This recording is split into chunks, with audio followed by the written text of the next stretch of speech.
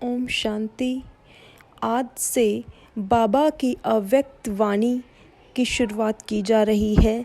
जो बाबा ने अव्यक्त वाणियाँ हम बच्चों को बताई हुई हैं वो इन यूट्यूब वीडियोस के थ्रू आप सुन सकते हैं। जो भाई बहन कार्य व्यवहार में रहते हैं और उनको पढ़ने का समय नहीं मिल पाता है वो इन वीडियोस को सुनकर लाभ उठा सकते हैं। तो तारीख है 9/1/75। टॉपिक है इंतज़ार की बजाय इंतज़ाम करो।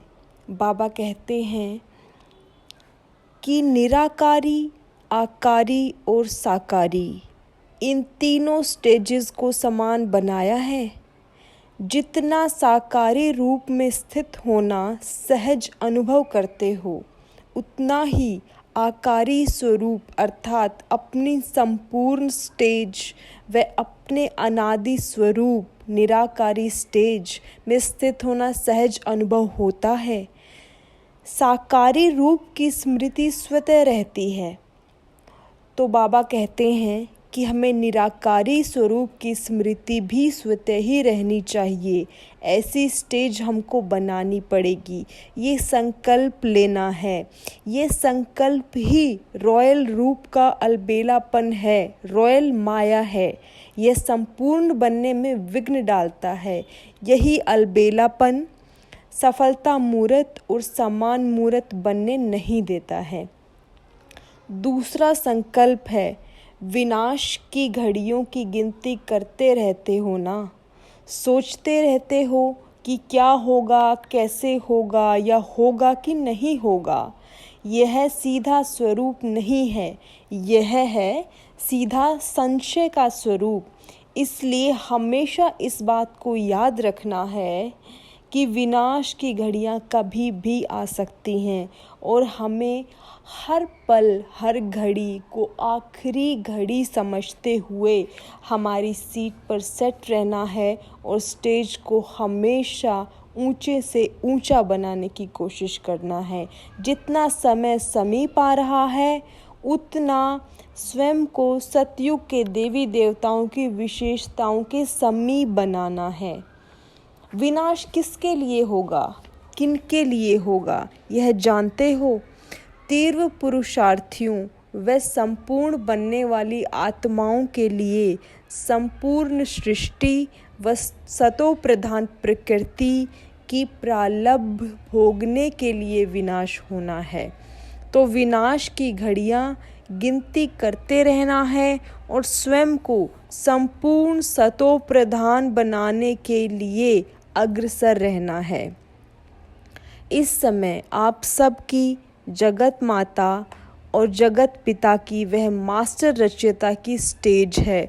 तो रचयिता के हर संकल्प अथवा वृत्ति के वाइब्रेशन रचना में स्वतः ही आ जाते हैं। इसलिए वर्तमान समय जो कर्म हम करेंगे हमको देख सब करेंगे।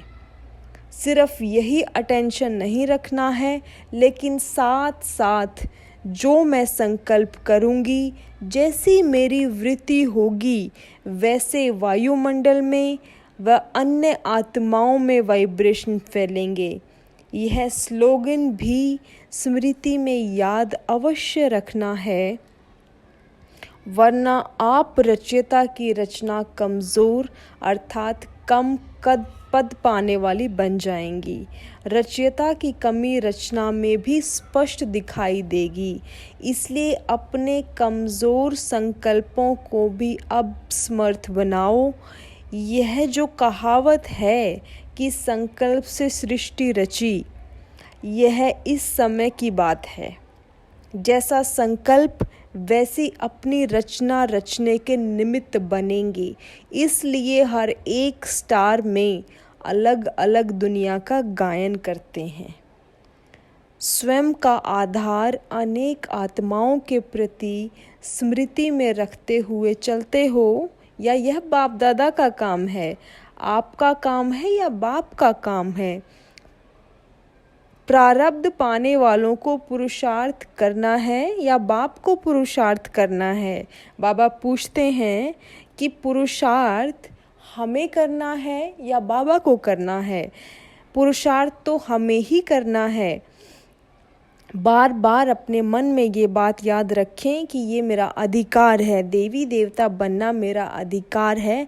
तो इस युग में, इन आखिरी घड़ियों में पुरुषार्थ करना भी मेरा अधिकार है।